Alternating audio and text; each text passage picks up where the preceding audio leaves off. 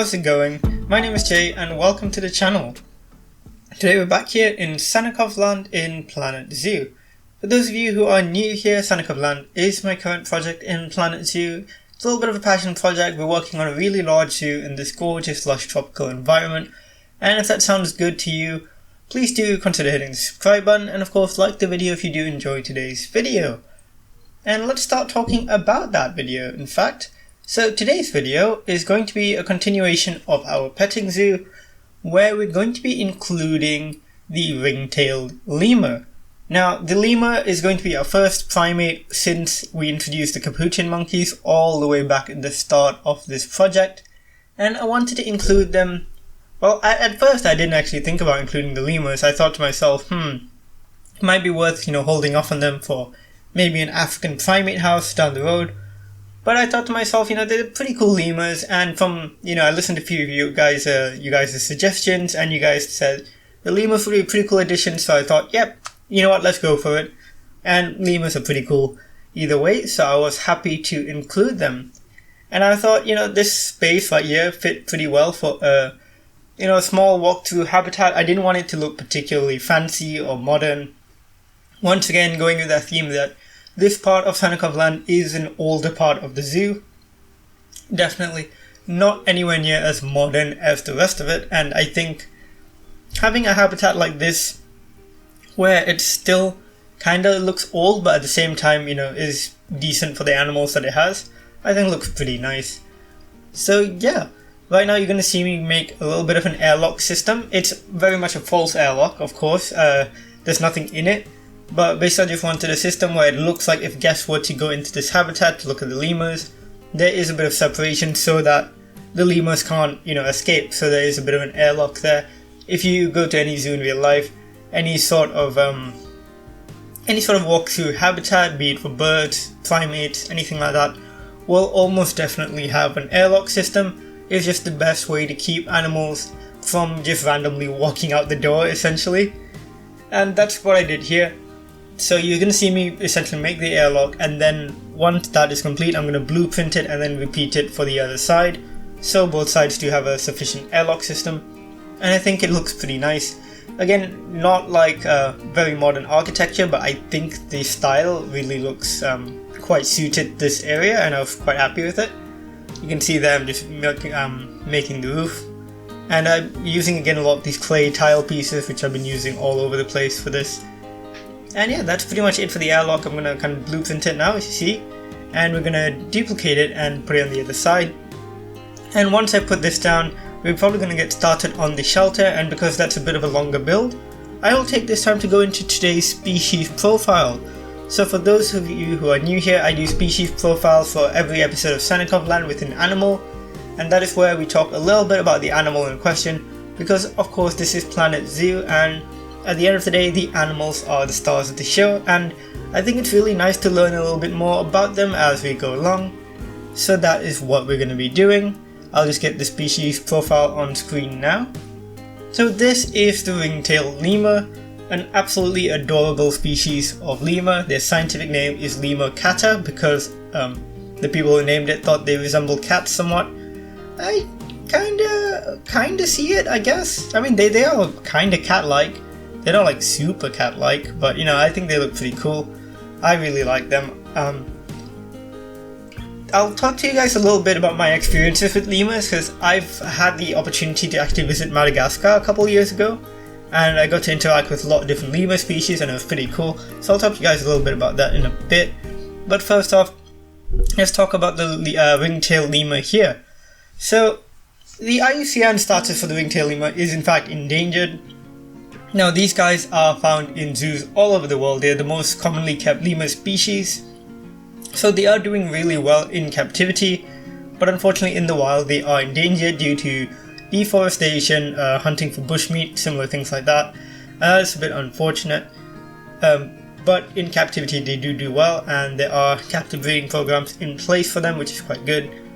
As far as their size goes, they are about 2 kilograms in weight, not particularly heavy at all, and from head to the tip of the tail they get up to about 1.1-1.2 meters long. as far as the habitat goes in Madagascar, they are very much one of the slightly more highland species of lemur. They live in slightly higher altitudes, which means slightly drier forests or deciduous forests.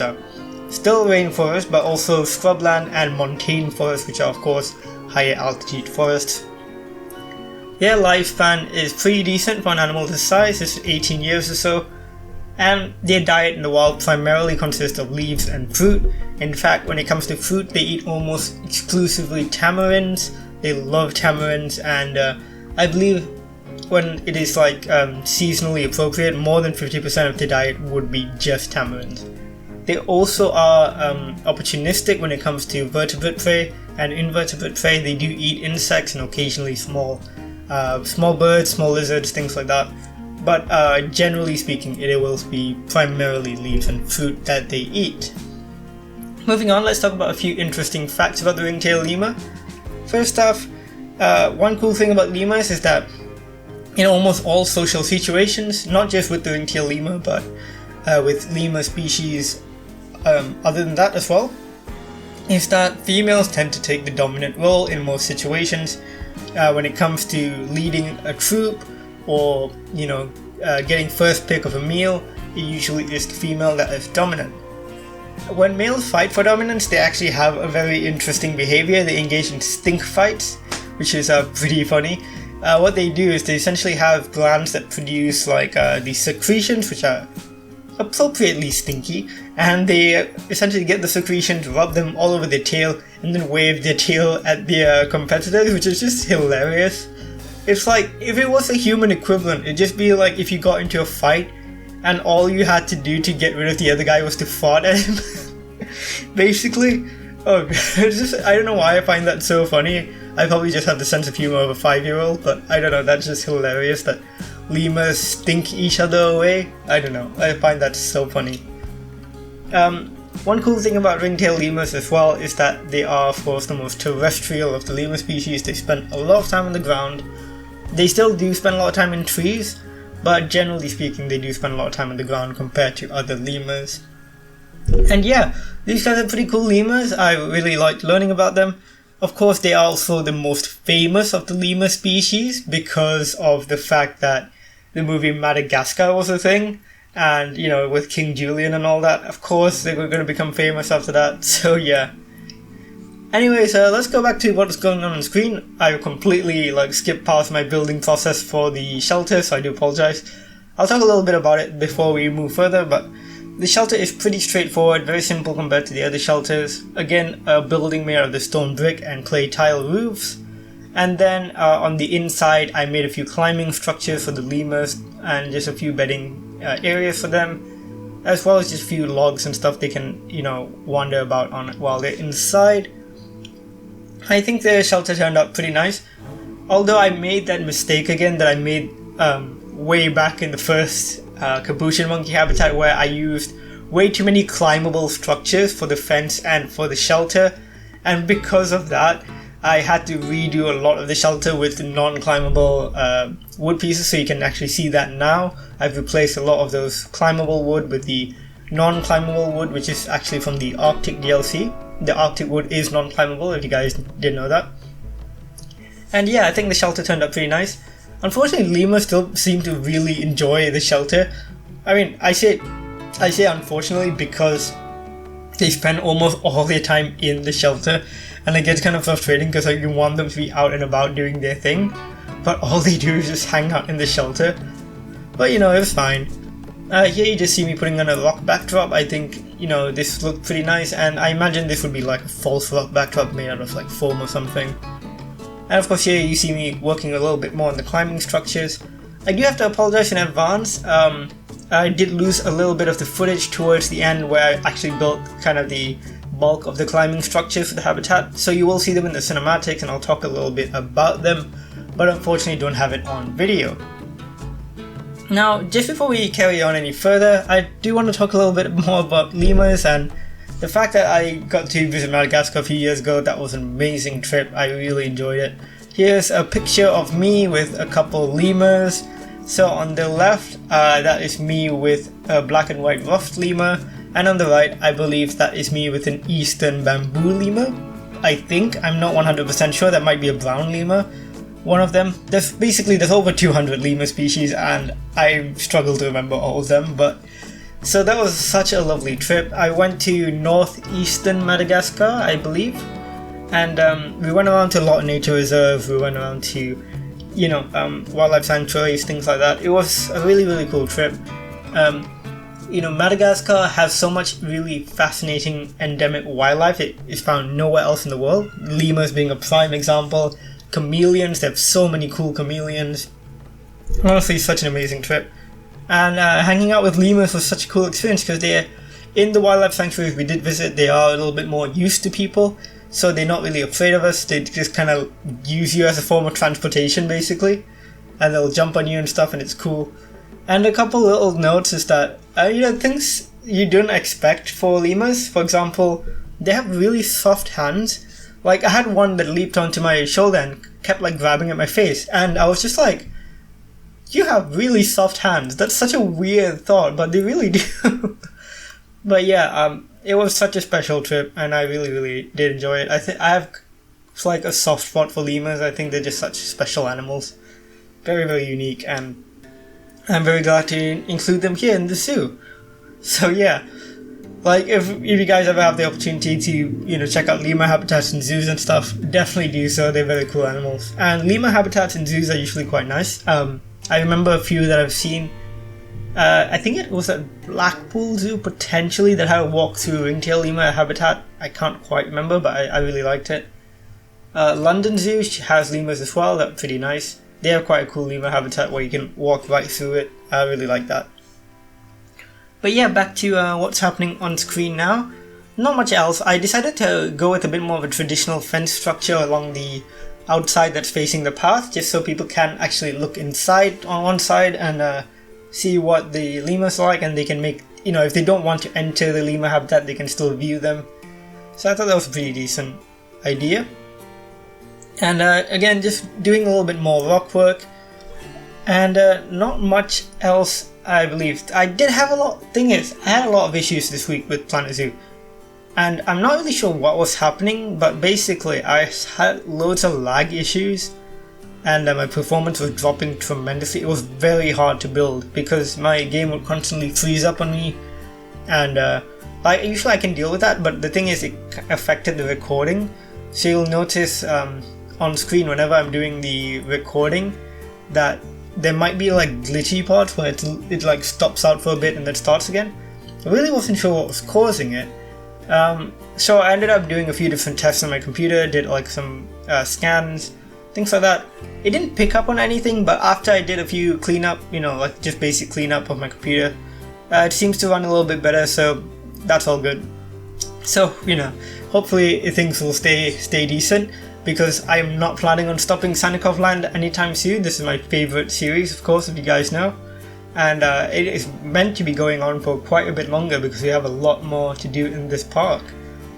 But yeah, okay, one of the things you see me do on screen here is make a custom fence using the climbing logs. So one of the good things about this is that the lemurs can actually run across the entirety of this structure. So I imagine while guests are walking along the path, you'll have lemurs running alongside them along these railings here, and I think that would look so cool. They do use it, not an awful lot, but they do use it. Speaking of not using things an awful lot, oh my god, getting cinematics for this episode was a nightmare. You know how you go to a zoo and you see an animal doing a really cool behavior and you're like, oh my god, I better get a picture of that. And the second you whip out your camera, they stop doing it. That was basically this episode. The lemurs refused, when I was just watching them, before I started recording, they were climbing about, they were enjoying the whole of the habitat, they were climbing on everything, jumping from place to place. And then, the second I started recording, all of them just went into the shelter and refused to do anything. So that was a little bit frustrating. By the end I did get some shots, but overall it was a little bit frustrating, I just do have to say. One thing I also wanted to do, but I didn't get a chance to, of course, is I wanted a roof for this habitat, a mesh roof. But once again, that was a similar issue I had with the capuchins. we don't have any mesh structures in the game as of now, so I do hope we get some in the future and we can make mesh roofs that are a bit more realistic. Now here I'm just adding a bit of foliage. I wanted to give them some climbable foliage, so these acai palms work really well. And before we finish up, I just want to quickly talk a little bit about the climbing structures that unfortunately you're not going to get to see in this episode. Basically, I wanted a bit of a spider web structure of logs and rope that were above the guests, so that when you're walking underneath it, lemurs could be like fussing and climbing above you, and the lemurs essentially have a way to traverse the habitat without having to even set foot on the ground if they don't feel like it. On screen you're going to see me like experiment with a few different climbing structure ideas, but I don't use any of these, and in fact the climbing structures that I eventually use I didn't record again because I lost the footage. Well, I did record, well, you know what I mean basically. I think it turned out looking nice, and I was quite happy with how the cinematics turned out.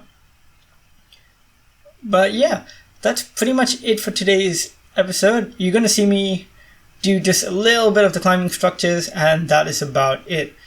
So, with all that said and done, I just want to say thank you guys for watching. Thanks for all your support in my previous few videos as well. I might change up my schedule a little bit in the coming week or so. I'm not 100% sure, but of course I will let you know if I do change anything, and yeah, we'll go from there. So again, thanks for your support. Of course, like the video if you did enjoy today's video, subscribe if you enjoyed this content, you want to see more, and as always, I will see you guys in the next one. Bye guys.